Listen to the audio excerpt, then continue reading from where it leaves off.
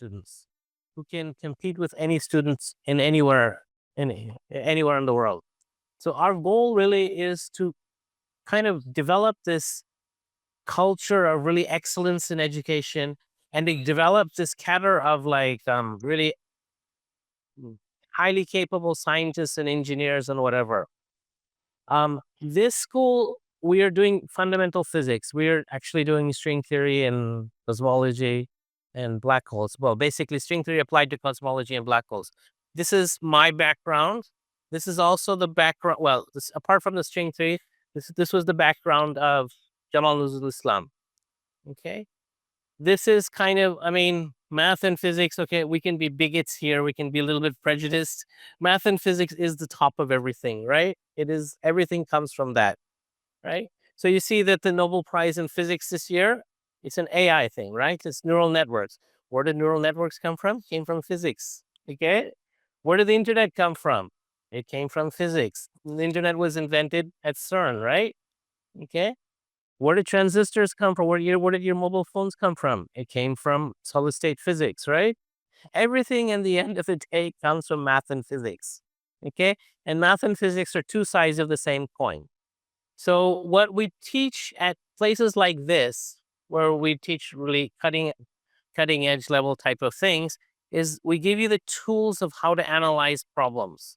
So whatever tools you use in like advanced mathematics or advanced physics or whatever, you can use those in other things. Not all of you will go on to become theoretical physicists or mathematicians or whatever, but all of you will go on to become, we pray that you all go on to become very successful in whatever you do. And you'll use these tools that you learn, maybe in biotech, maybe in AI, maybe in, I don't know, agricultural something, anything, right? Maybe in literature, right? Okay. The goal here is to set a bar, really to get us to understand what is the standard we want to follow, because that standard will determine how we do as a nation. Okay, if we have high standards as a nation, then we can solve most of our problems. Okay. Anyhow, so I'll begin now. So this is kind of like a introductory lecture on black holes. Some basic things, but I'll try to give it to you from my point of view. Please ask questions if you have anything to ask. You're more than welcome to give comments or questions, but try to be a little bit like concise. Okay. So any questions before I begin? Okay.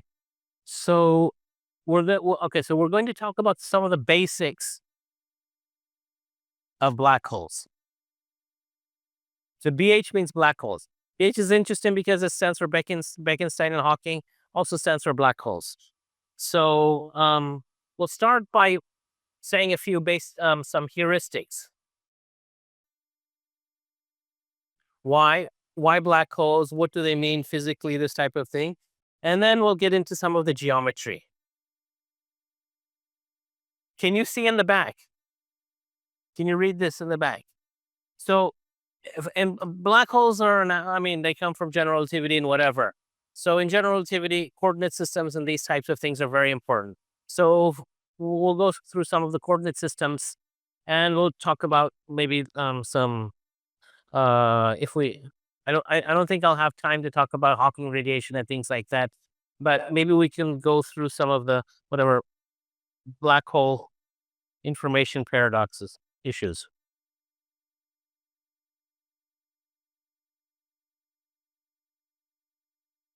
So Suvrat will come and tell you all sorts of things about this. So he is kind of the expert, or one of the leading experts on this. And Dr. Sen is also one of the leading experts on this. So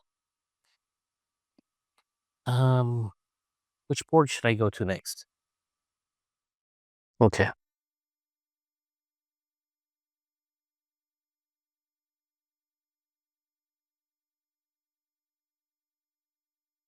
So what does a black hole really mean? What does the concept of it come from? So black holes were discovered by whatever, Schwarzschild, whatever, when they were looking for spherically symmetric solutions in general relativity, but they didn't actually understand what it meant. It took them a long time to understand that a black hole is a physical thing, and this event horizon is actually something physical. But black holes were discussed a long time ago, and something like the 17th century or something like that by this guy called Mitchell. So let's say we have a star. A star has mass, right? And we know gravity attracts anything with mass, right?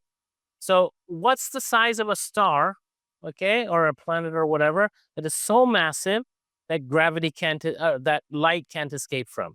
So light is a massless particle. But I mean, that's the most. So if light is captured by a star, then any massive particle will also be captured by that star, right? So if we just write, okay, so something, so you know about bound states and things like that. So the energy would be something like this: 1/2 mc squared, and then minus g, right? So something which is just on the boundary of being bound and being a bound state would have energy is equal to 0. Does that make sense to you? Right. So then we just solve this, right? So 1/2, where c is the speed of light, 1/2 mc squared is equal to g. Okay. Okay. So then solving this, you just do a little bit of algebra. Okay. And okay, so we take the r on this side, we take the c squared on this side, we take the 2 on that side. Huh? Oh, small m. Let's say we have a. Okay, so let's say it's the energy of a whatever, or whatever, some light or something, or some particle, a massive particle or whatever. Okay. Yeah. Okay. So I should have actually used something. I should have used something different, but okay. So then this gives us r is equal to 2gm over c squared. The m is nice because it cancels here. Okay. But anyhow. Right.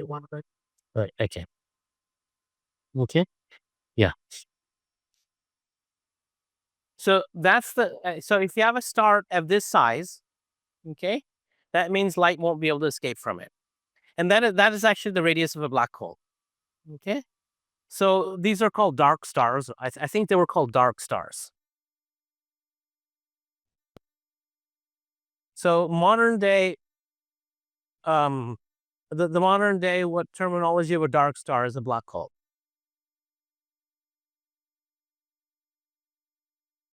And this formula works for a black hole.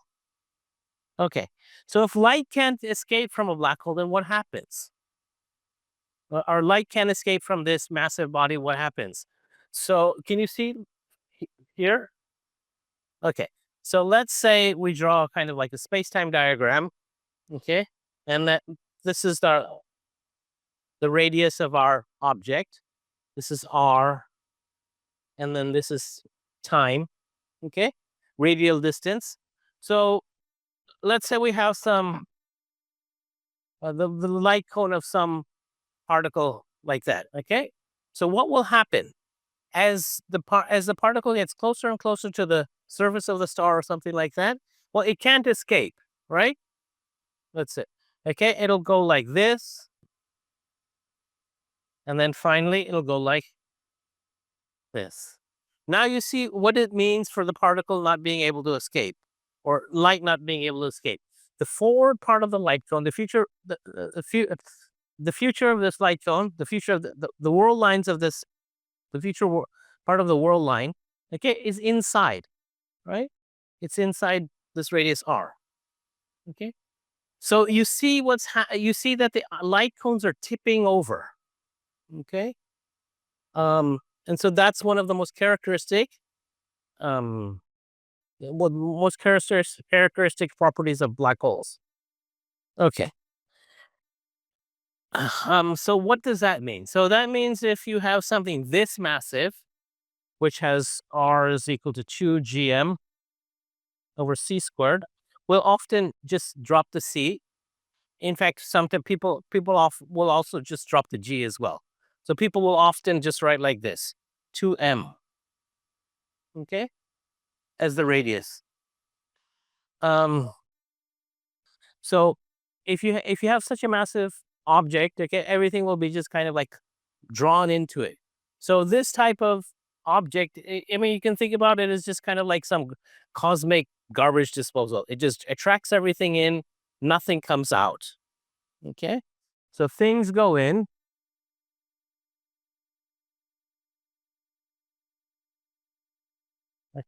and nothing comes out.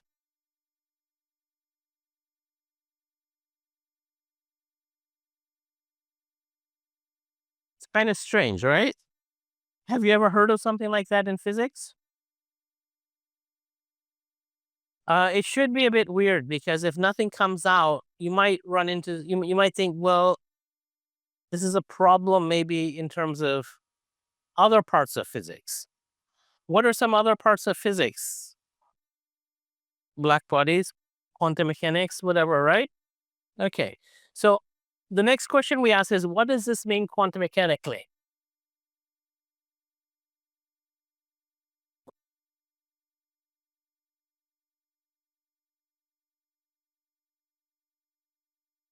Hmm? Okay, so so you have this type of thing which is just sucking everything in. You might ask, where does the stuff go, right? Does this conflict with other parts of physics? Does it cause a problem? Right?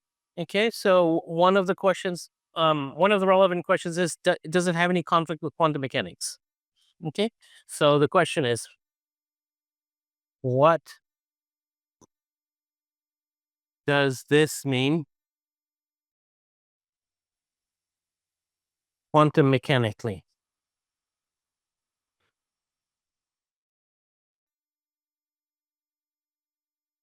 Well, okay. So one of the hallmark properties of quantum mechanics is that information is conserved. Right? You all study quantum mechanics, but that part of quantum mechanics maybe is not so emphasized at the undergraduate level. So we'll just write it. Quantum mechanics is preserved. Okay. So let's say you have a quantum state psi, right? Okay. So and it's normalized. So this is like the probability of the state, right? And if it's the full state, whatever, then it's one or whatever, right? Okay. Um, Now let's say this is at t is equal to 0, right? Let t is equal to some time big T, right? You have some unitary evolution of the state, right? So then we have apply some unitary operator u,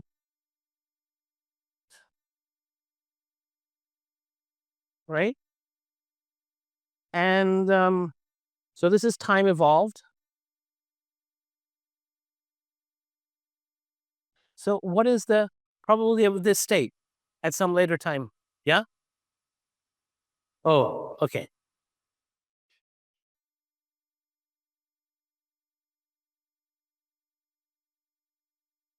Well, okay, I'll just write here. So here, let's okay, so psi u dagger u, right? That's the norm of this state. We need the probability amplitude for that, or the probability of that. So this is again the like okay, if psi is equal to whatever cn psi n or something like this. This is the full state, so that means that this will be equal to 1. Okay, so this u dagger and u cancel out, right? So this is equal to, right, which is the same as before, right? Um, so in some so this is one way of saying that information is preserved. And if you know the state at some time t equals 0, and it evolves to some time t equals some later t, okay, um, you don't lose information. It also means that, let's say, if you have a state which is at some future time like t, if you want to backward evolve this, okay, so if you want to compare that state to the previous, okay, so the initial state, you can just backward evolve that state by applying a whatever u dagger onto u, okay, and then this will give you psi, right? Okay. Yes.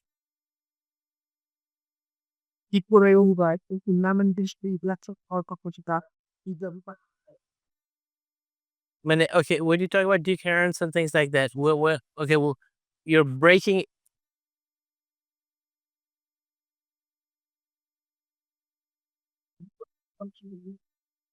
That's because you're not taking the environment into account fully, right?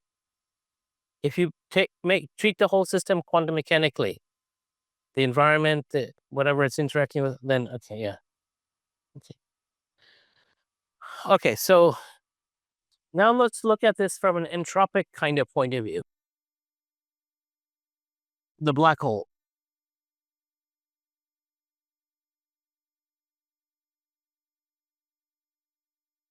So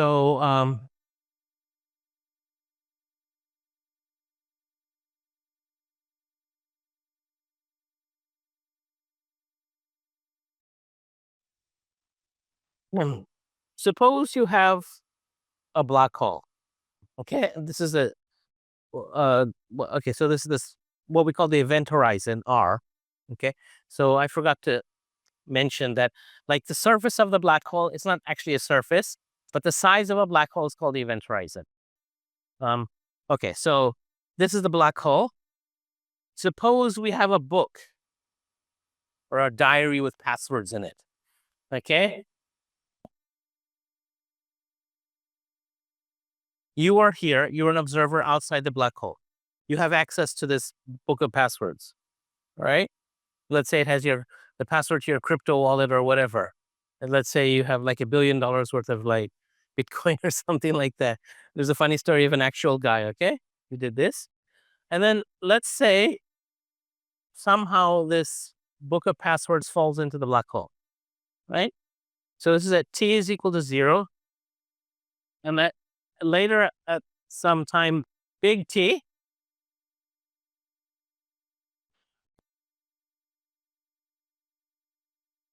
your passwords are inside the black hole. And you're here.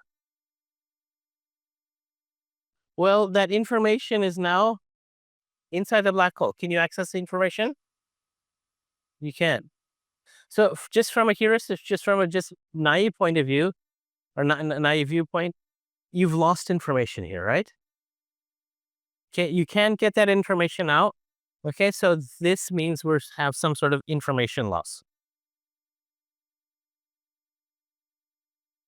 And this is a funny story because there's some guy who had like some crypto wallet on his hard disk or something, and his wife threw away the hard disk.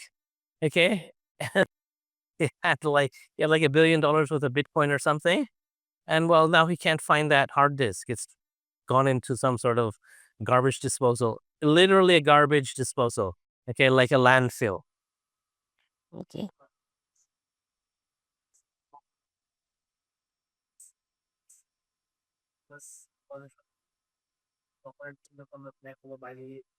How are you going to take it outside the black hole? Yeah. plus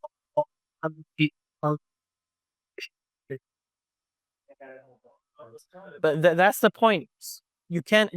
There's no process by which you can take this outside the black hole. Classically, at least. Huh? Yeah. That's the paradox, right? It's not time symmetric in some sense.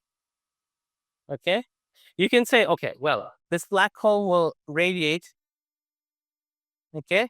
But now you say, once you say the black hole is radiating, okay, and it's emitting particles, you're saying, well, the black hole has some quantum mechanical properties. It's not just some star sitting in the middle of space by itself, right? Then you have to say, well, okay, these particles that are being emitted, can we reconstruct the book of passwords from that? And what people discovered, or what Hawking said, was this radiation is actually thermal. Thermal means it's completely random.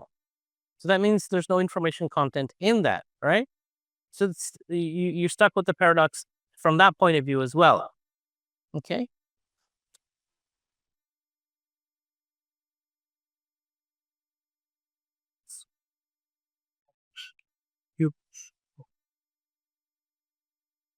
যদি হতাম আমরা তো theoretically it's possible to get out of the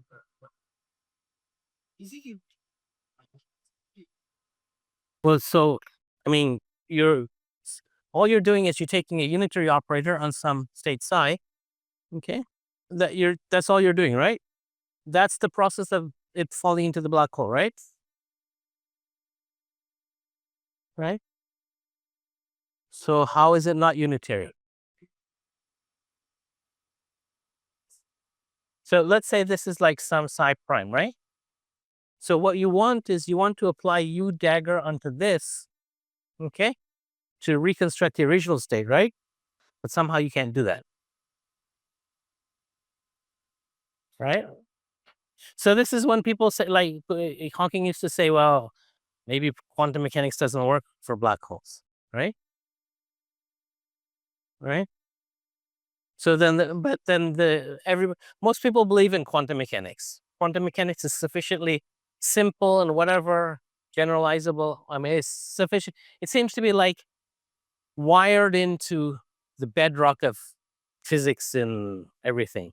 Okay, so quantum mechanics is in some sense just linear algebra. Okay, with some extra axioms. People tend to believe in quantum mechanics, so they said, well, I mean, there must be some resolution to this paradox. So now you see why this problem is so interesting. You're seeing a problem with gravity and quantum mechanics when put together at a very basic level. Okay, so quantum mechanics and gravity are coming. Both of these things are, both of these, the conflict is arising at a very elementary level here. Okay. Okay, so we see some sort of weird things, like we're seeing like information loss. Okay. So I wanted to tell you about this from an entropy point of view. So let me just tell you a few things about entropy first. So entropy is a kind of measure of unknown information, or what's unknown, of what info is unknown. Okay. Another way of saying this, a way that I like to think about, is that it's the number of true false questions you have to ask to understand the state. Yeah, well, I mean, yeah, okay. So those of you who know, okay, so there's different forms of entropy. Okay, okay, yeah. They're all the same basically at sub level. Okay. Number of true false questions you have to ask to understand or to know the state.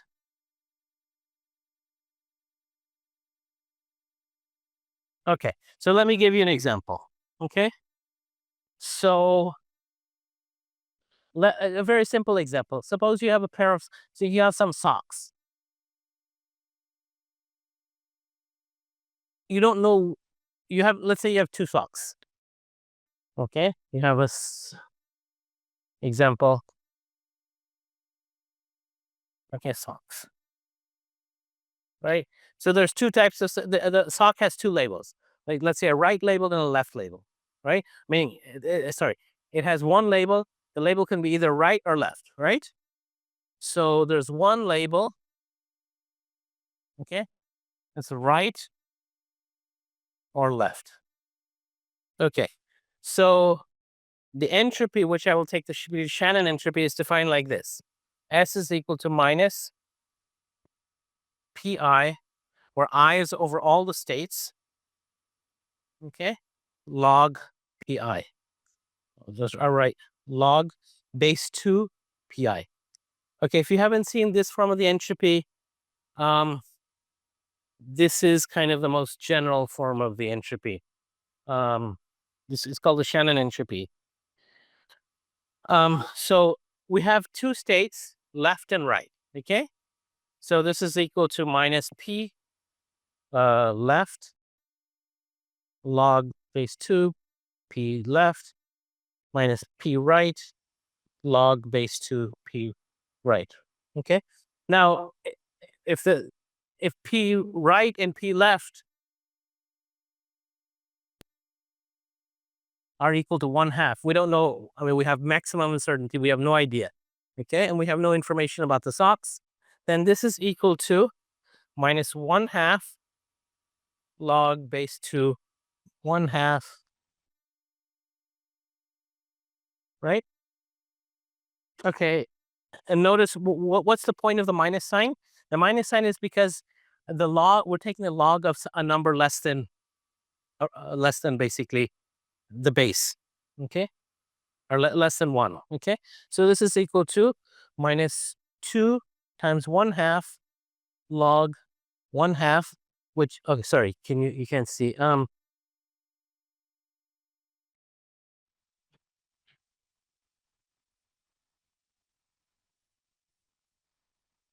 So S is equal to 2 minus 2 times 1/2 log base 2, 1/2, which is equal to 1. So there's the entropy here is equal to 1, or we say it's 1 bit. 1 bit of information. That's how much information is missing, or we don't know about. Okay? So let's say, okay, so that's 1 bit of information, or it's like saying I have to ask one true false question to understand this, to know what the sock is, right? I just ask, is the sock like left?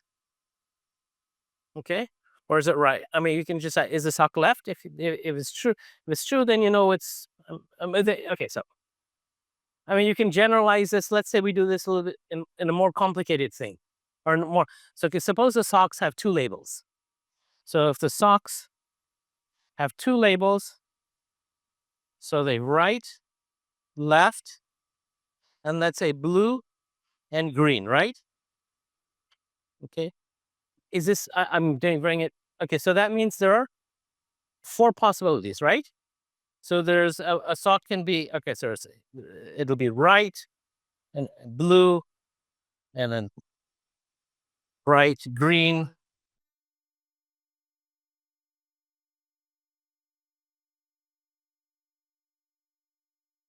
right? So there's 4, right? Okay, so and if we say each of these is equal to each other, is equal to 1/4, then what's the entropy in this case? Right? The entropy in this case, using the Shannon formula,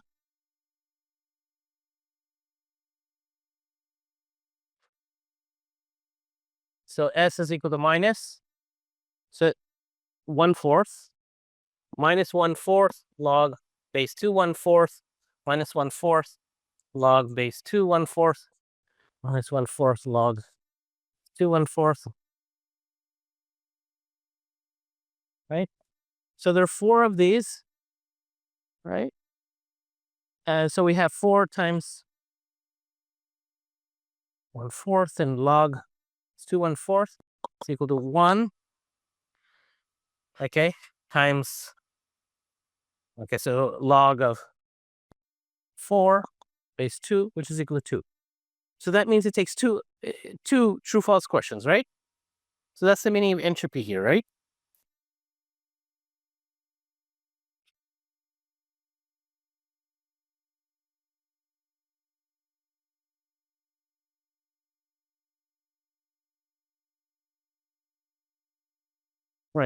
So this is 2 bits of information.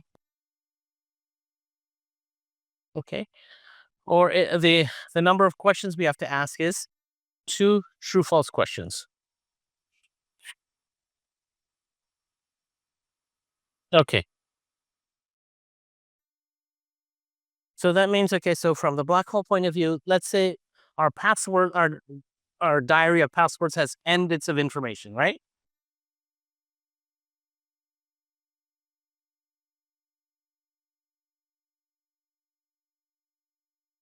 So if our passwords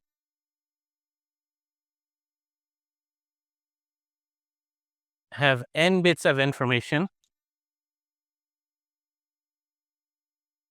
right? When we dump or the password book into the black hole, our information uncertainty is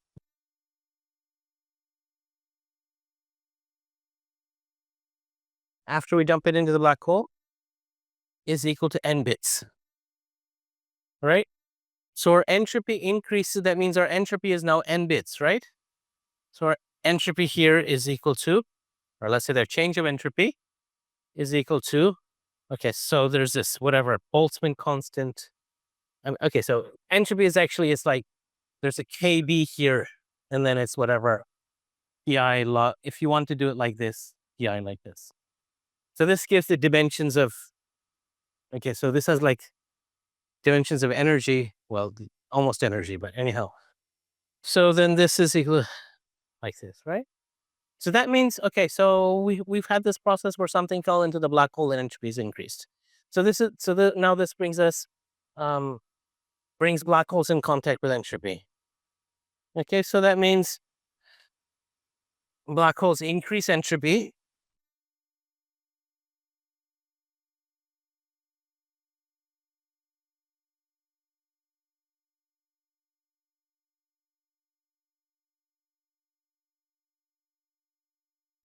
So black holes increase entropy. Okay. And entropy, whatever increase or violates unitarity. Unitarity means like, does everybody is there any question what I mean by unitarity? Quantum mechanics is unitary, like, uh, s- uh, um, so that,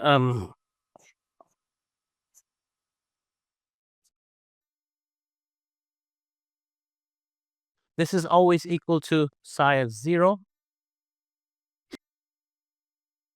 Okay. Because the operator taking this from this to this, here's the unitary operator.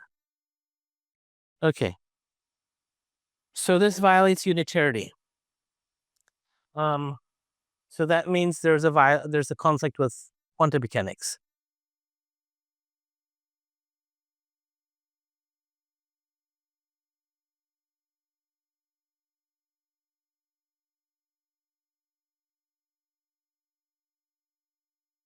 Any questions?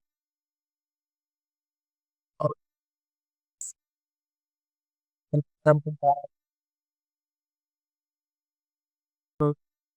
That the current intelligent we are meeting some power people. As is common and Yeah, but you don't need a black hole for an entangled bit, right? So here I'm just telling you that if you have a black hole, oh, you automatically you automatically run into entropy, right? Okay. So this is the first sign.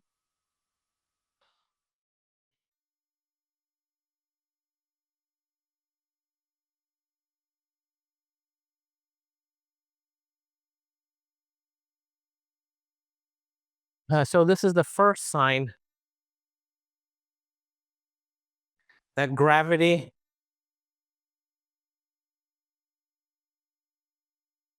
and quantum mechanics have issues. Okay, some of your roommates, okay, have issues being roommates. Okay, or living together or whatever. Yeah.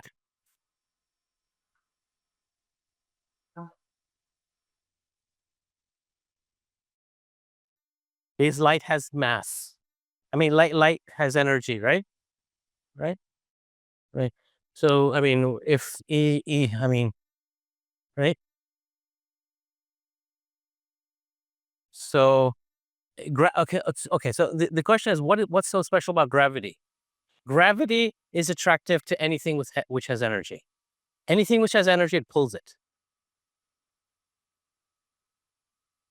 Gravity.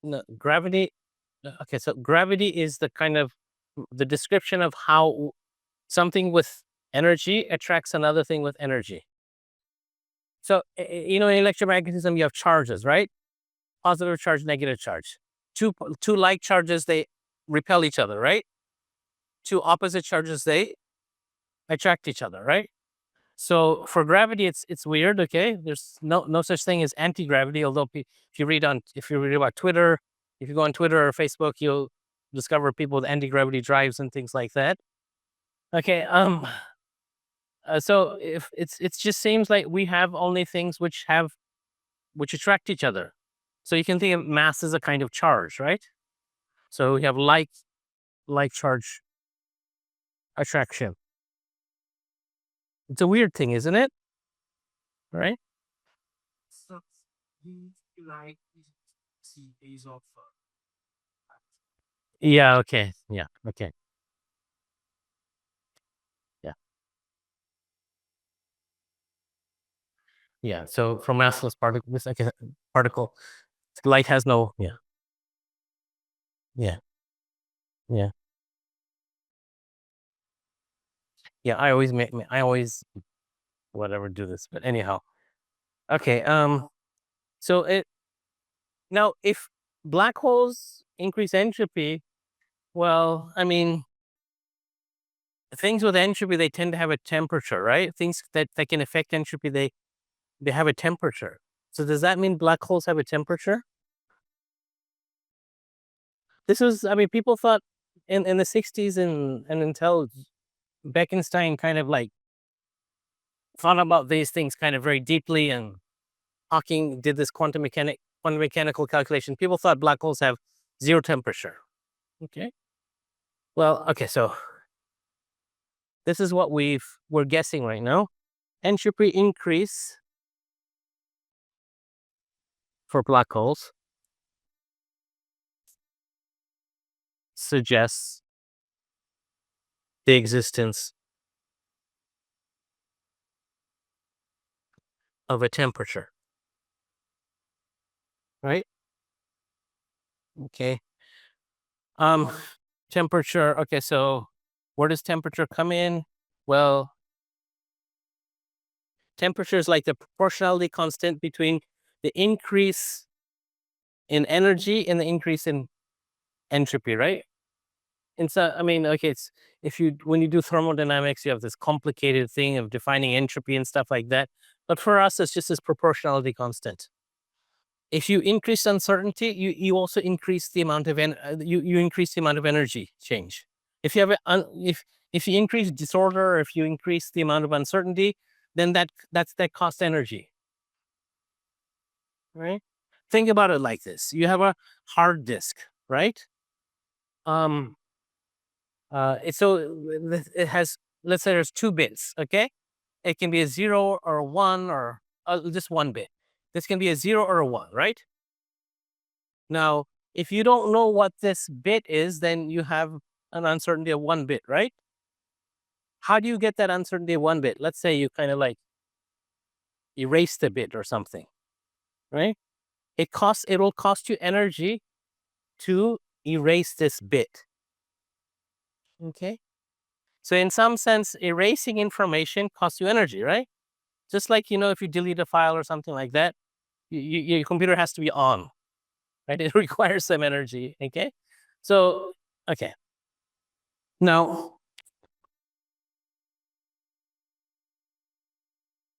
Um,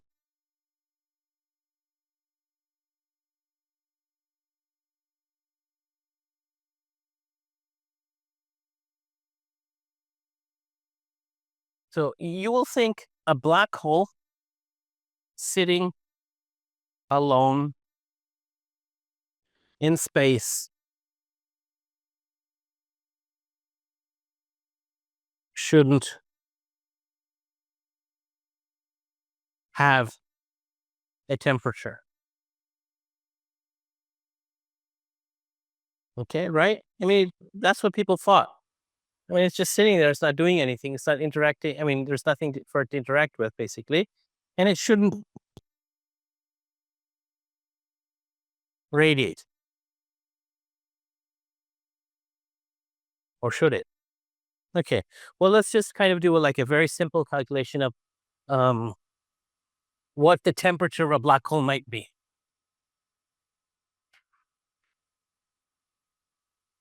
So let's guess the temperature. Okay. So we have here, we use that formula, delta E is equal to T delta S. Okay, so here we're just kind of like just using um, elementary kind of physics, like, okay. So let's say delta S is equal to 1 bit. Okay. So then this is equal to T times 1. So in this case, delta E is equal to T. Okay. Now we're going to, again, kind of wave our hands and use Heisenberg, delta E, delta T, where T is kind of the uncertainty in time, is like h bar over 2. Okay. Well, what could delta T be in this case? Okay, so let's just make this equal for the bounded. Okay, so the lower bound. Okay, so in this case, we have delta E is equal to h bar over 2 delta T. So for black hole, what might be the uncertainty in time? Well, if you have a black hole, let's say it's radius r. Okay. Um, um, so the time it takes to go from one side of the black hole to the other side of the black hole, that is in some sense your uncertainty of time. Okay, so here delta T will, okay, well, C is equal to 1, is equal to 2R. Okay, and what was R? R was equal to 2 GM. Okay, so it's 2 times 2 GM, or is equal to 4 GM. Okay, so then here we have h bar over 2 times 4 GM, or h bar over 8.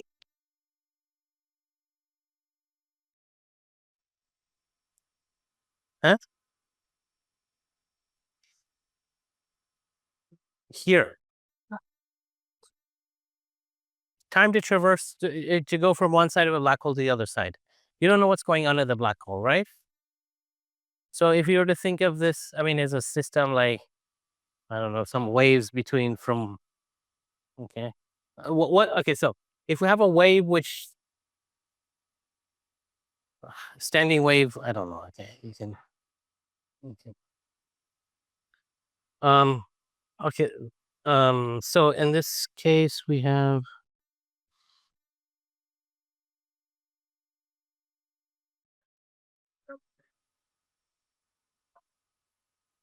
okay, that, okay, just take that, if the, just think about it a little bit, okay? This is not a rigorous argument, okay? In fact, this is an argument I just kind of like did at 10 o'clock this morning, okay? But it's a standard type of argument, okay? So this is 8, um, 1 to the pi. Okay, well, let's just h over 8 pi GM, okay? And this is actually the temperature for a schwarzschild black hole. It just works out. It turns out to be, yeah. So okay, so this is the temperature. Okay. So we've kind of guessed the temperature for like the simplest possible black hole. So now if a black hole has temperature, things with temperature, they emit particles, right? They radiate.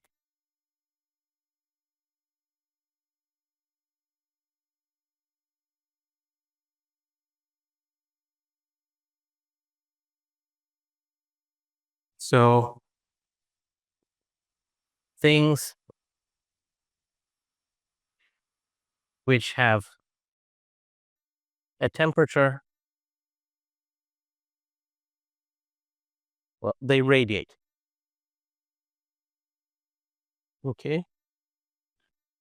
So that means a black hole must also radiate.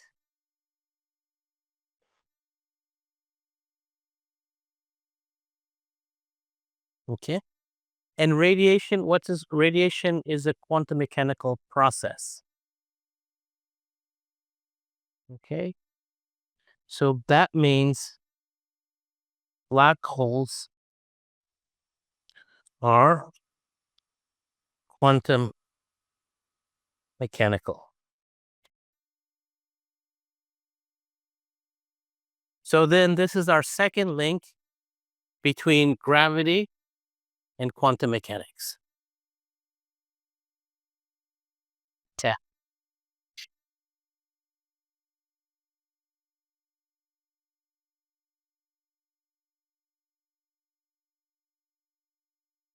Between gravity and quantum mechanics.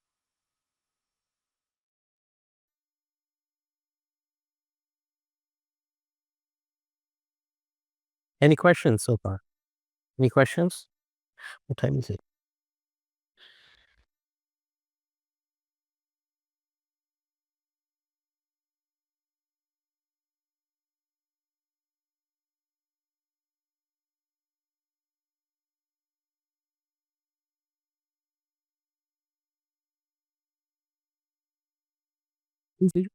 We should don't say that the smaller the black hole is, the more it has. Okay, yeah. So here's the mass of the black hole, right? The bigger the temperature, the smaller the bigger the mass, the smaller the temperature, right? Um, so that means if it's a very small black hole, you'll find these at the very early universe, right? You might find the primordial black holes. They be formed after whatever, um, after the end of inflation or something like that. So if you have let's say you have an astrophysical black hole, like the size of like our solar system, it's a very massive black hole, right? In that case, the temperature will be basically zero, right?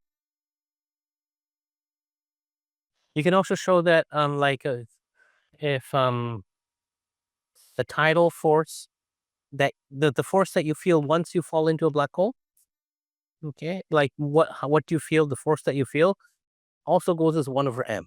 So the larger the black hole, the heavier the black hole, the less force that you feel. You won't actually, once you're passing in through the kind of like the surface of a black hole or the event horizon, you don't even feel it. You don't know what's going on. Right. So the event horizon is not something defined locally. It's something defined.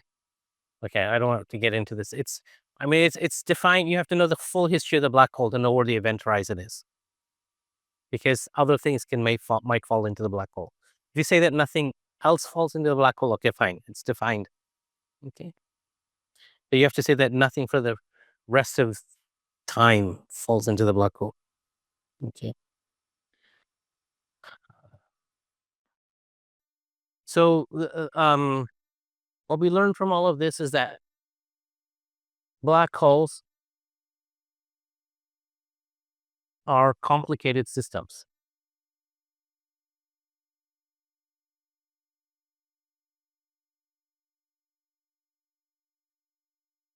okay, and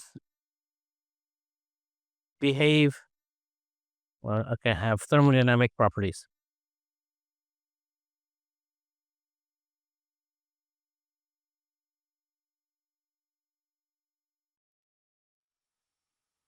Okay. Okay, so now I'll give you a few unproven facts.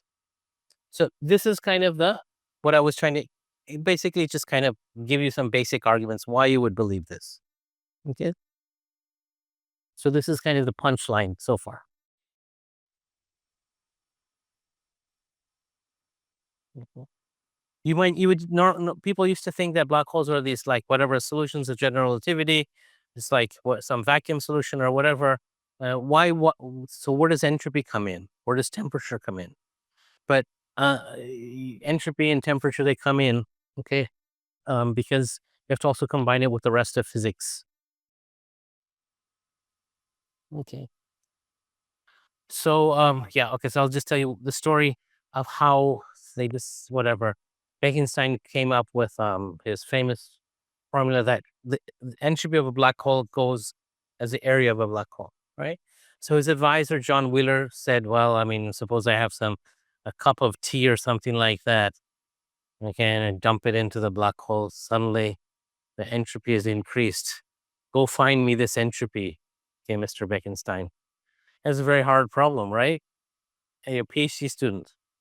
I guess I don't know if I don't know if Wheeler was such a nice guy, but Bekenstein went away and he came up with a solution. Okay, and he said, "Well, black holes have entropy, okay, and they have a temperature."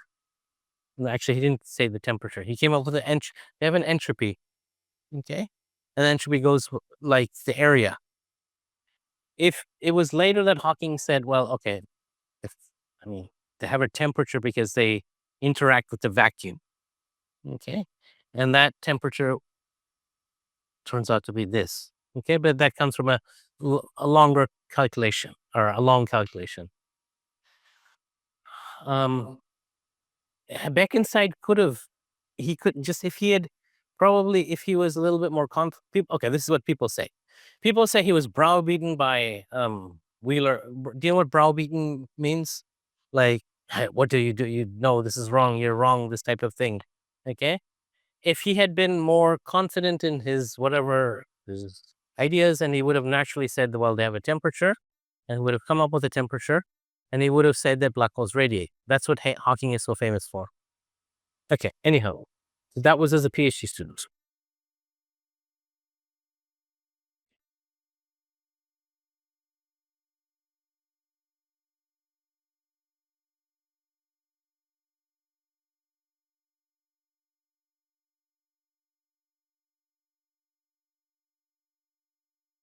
So now let me just write down some unproven facts so far.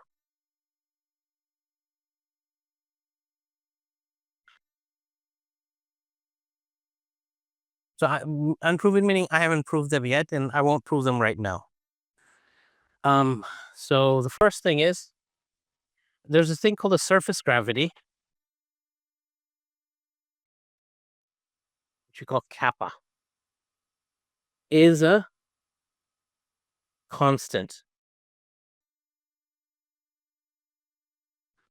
on a black hole horizon. Okay, so kappa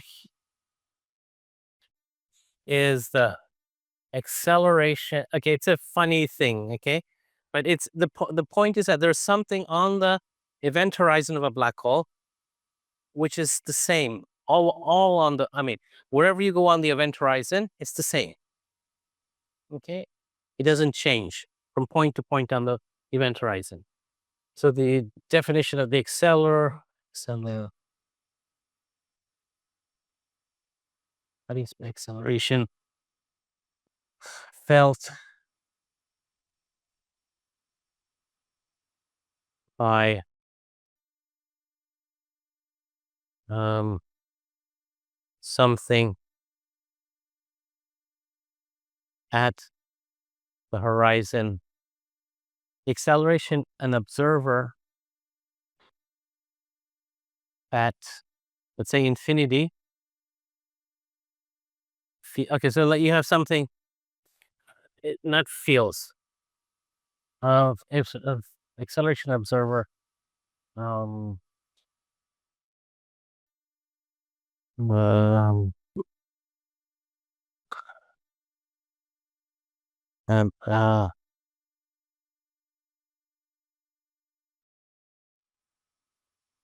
okay, maybe just, well, basically it's you have a particle that's um at the event horizon. Okay, it's the acceleration that particle feels, not from the point of view of the somebody at the event horizon, but from the point of view of somebody at far, far away. So you see, okay, so there's a red shift, okay, because gravity. Okay, so um, so yeah, okay, so how far, so time flows differently. Um, so the farther you are from a black hole, or okay, so okay, basically you have ds squared is equal to something dt squared plus something dr squared. Okay, so if this is the proper time, right? Okay, and this is whatever coordinate time or something, they're not the same. Okay, or there's a red shift here. Okay, because anyhow, okay, maybe I won't discuss this now, but you can look this up easily.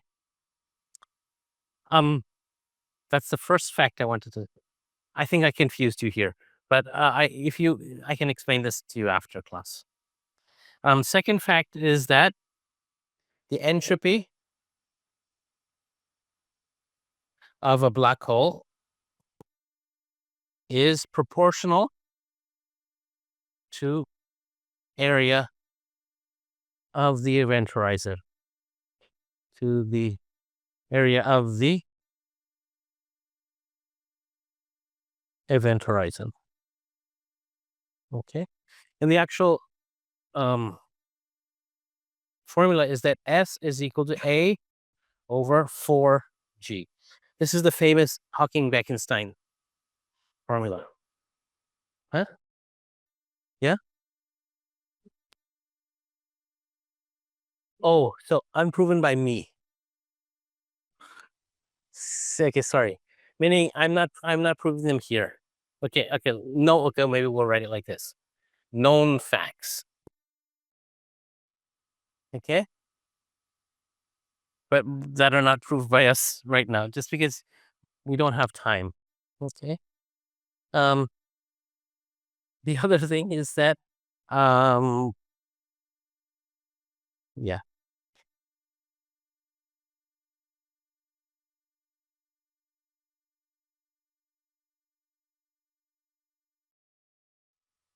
Okay. So that this now allows me to come to the laws of the laws of black hole thermodynamics. So these are these famous laws that Bardeen and Carter and all these people came up with, saying that okay, if black holes are really thermodynamic things, well then there's like a first law, second law, third law, first zeroth law, first law, second law, and third law. Okay. So let me first write down for you, just so that you remember, the laws of thermodynamics. Okay, I never remember these. People say the first law, the second law, and I don't know. Okay. Okay, so I had to look this up on Wikipedia. Okay, so the zeroth law, okay, this basically means that there's, yeah, the existence of something called temperature.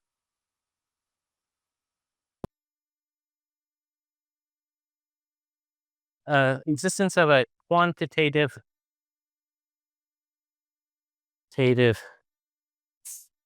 measure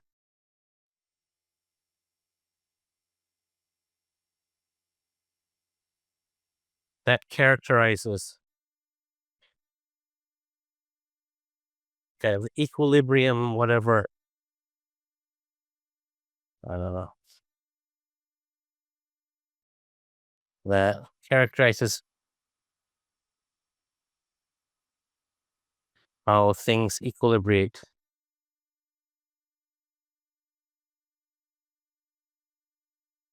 with other bodies. Okay, this is not very, English isn't very good here, but basically there's something, okay, that characterizes the quantity, a physical thing. It's called temperature. If two things have the same temperature, if two things are in equilibrium, then they have the same temperature, and you bring a third thing in, and then it's in equilibrium with the first two things, then it also has the same temperature.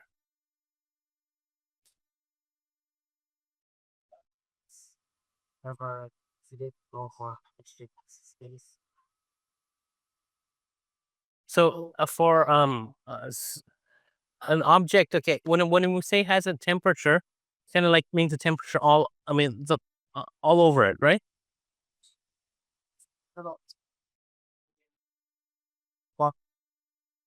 Essentially trick that like contact it absorbs or part with other objects. So it can like thermal. I mean, if once you say there's this thing called gravity, that produces dynamics, right? It's like move stuff, right? Right. So something with a temperature, okay, meaning the temperature is the same on this body throughout. Well, okay, there's a thing that's the same on a black hole all over it. That's called the surface gravity. Okay. Okay, so that's the zeroth law. The first law is,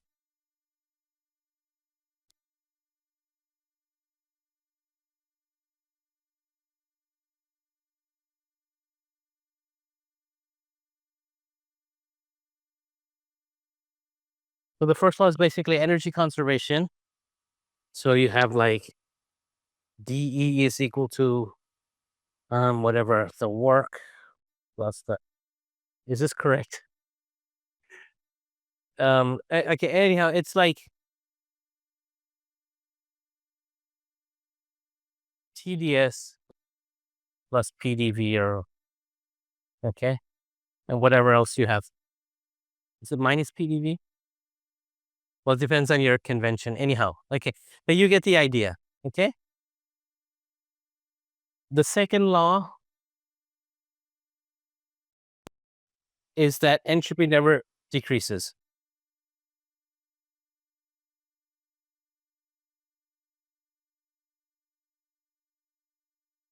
Okay.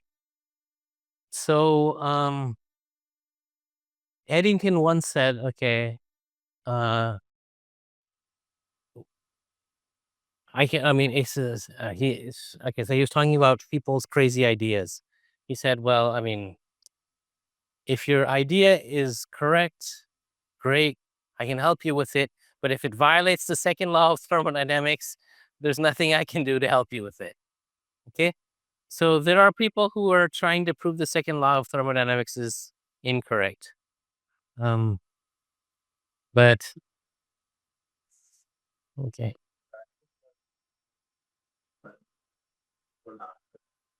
hmm? I'm quoting what?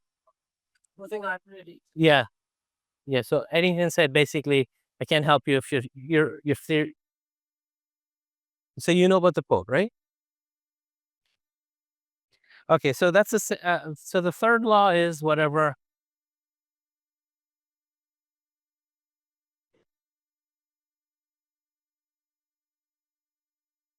So the entropy goes to a constant value as T temperature goes to zero.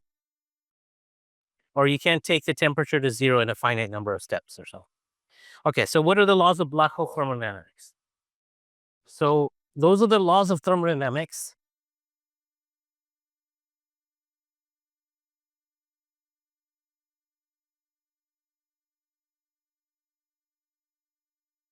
Okay. So the laws of black hole thermodynamics.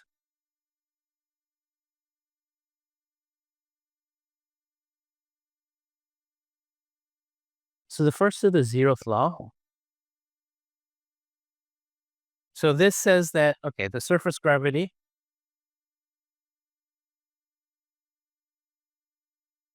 kappa is constant on the horizon.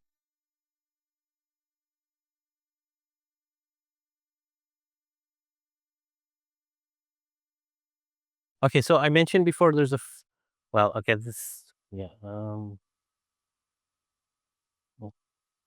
first law is that is basically energy conservation. dE is equal to kappa over 8 pi dA plus, okay, the other work terms. So here, this is angular momentum. J is angular momentum. And this is like your rate or whatever.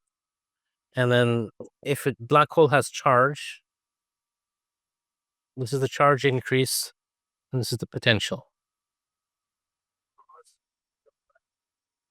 Know that was straight in slipping, that they can feel a black hole straight in slipping. So we really have a zero more like that.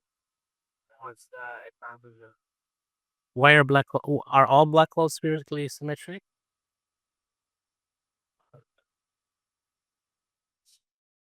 Even you have like rotating black holes that are not spherically symmetric.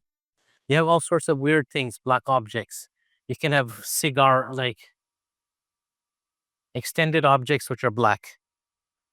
You can have donuts, which are black. You can have all sorts of things which are black. Okay. Okay, so this is like angular velocity. Basically, something that you need to make an energy. This is the angular momentum, change in angular momentum.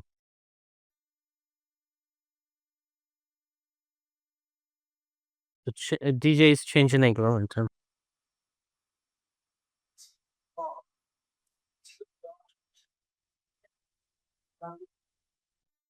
When here, okay, so what I was trying to say is that here in zeroth law of thermodynamics, you have a temperature, right? Which is the same on the thing, whatever it is. Zeroth law of black hole thermodynamics is you have something that's the same all over. That's the surface gravity. Yeah. Okay. The second law.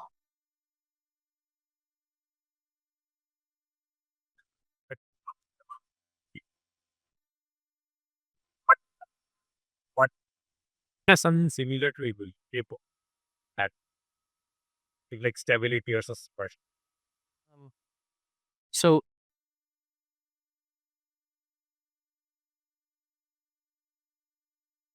okay, so in this case, you have to have the same type of thing, right? So you have, let's say, a black hole plus another black hole that leads to another black hole, right? So that means it has some surface gravity kappa, surface gravity kappa prime, and there's a kappa which is on. There's a surface gravity on that black hole as well. Huh?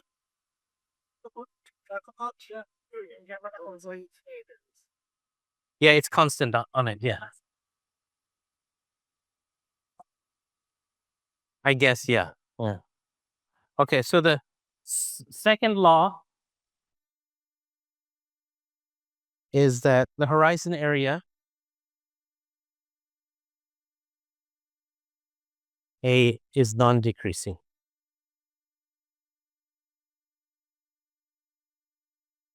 Okay. So second law was what here? Entropy never decreases. Entropy is non-decreasing. Okay. So third law. Okay, so this is not very relevant for us right now, but you can't get to kappa is equal to 0 by a finite number of steps. Okay. Yeah.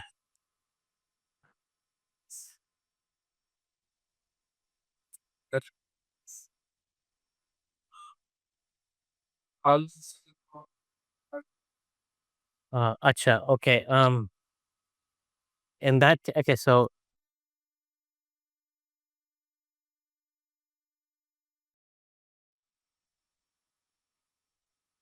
in this case, the second layer you have to take the generalized.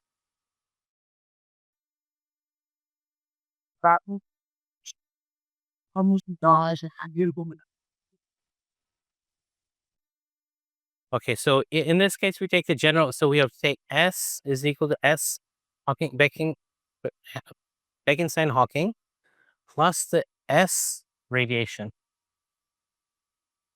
Okay, this never decreases. Okay, so you have to take the complete system, right? Okay.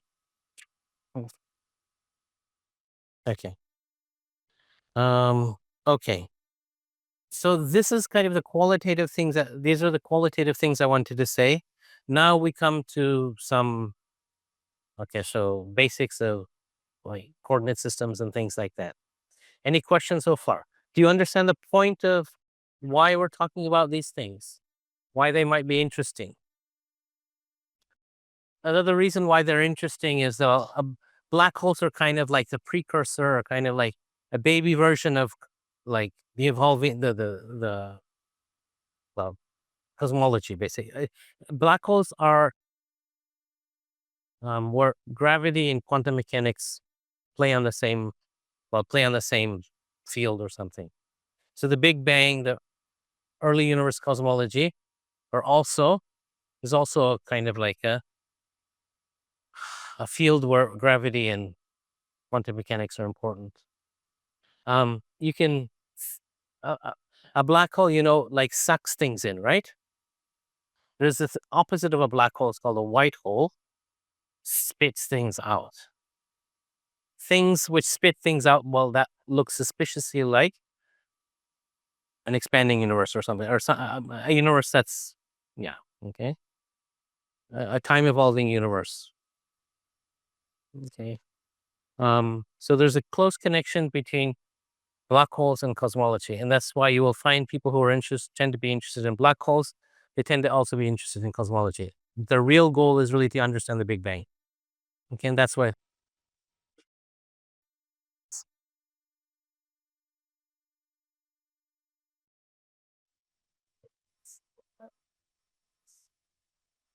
Um. So, uh.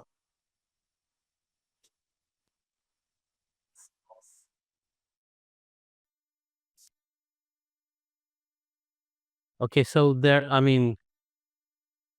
There are. Okay. So have you? Has anybody heard of an acoustic black hole? So in gravity, you have this. I mean, you have the speed of light, right? Nothing can go faster than the speed of light. So light waves cannot go faster than the speed of light. Well, you have sound waves also, right? Sound waves have this sound speed, right? Okay. So you can create acoustic systems or whatever, um, that have the same properties. There's kind of like an event horizon. Okay. And they tend to radiate. There's just the analog of Hawking radiation, although I'm kind of confused about these things.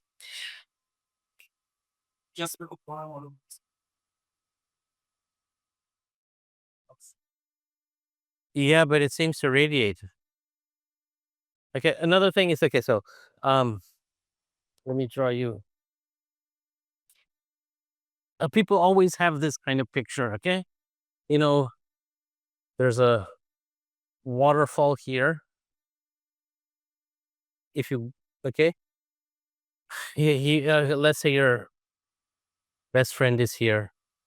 Um, he's going down this way. Okay. At some point, he reaches a point like I don't know, like R. Okay. If he can't go faster than the speed of sound or whatever, he cannot go backwards. He will fall over the waterfall. Okay. So if you look at it from the top, okay,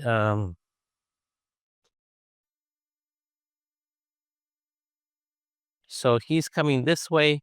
Once he reaches this, I don't know, this point of no return, then he has to only go forward. He cannot go back. He cannot get out of what's coming in front of him. Before he gets here, he can always divert. Okay. So people have come up with, I mean, they've made systems in the laboratory where you have those type of horizons, like acoustic black holes or like fluid models or something like that. And they say they see Hawking type of radiation, some sort of like particle emission or something like that. So that's one kind of analog. Now about experimental whatever of black holes, but there's astrophysical things because a black hole often will generally be rotating, right? If it rotates, it's going to drag light around it. Drags light around it, you'll see kind of like a, you know how people say black holes kind of like are black, right? But they kind of glow, right? Because they're dragging light around it. Mhm. That's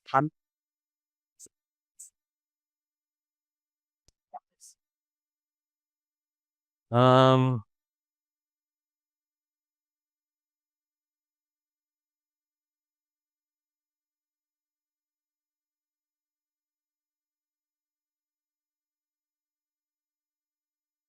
I mean, I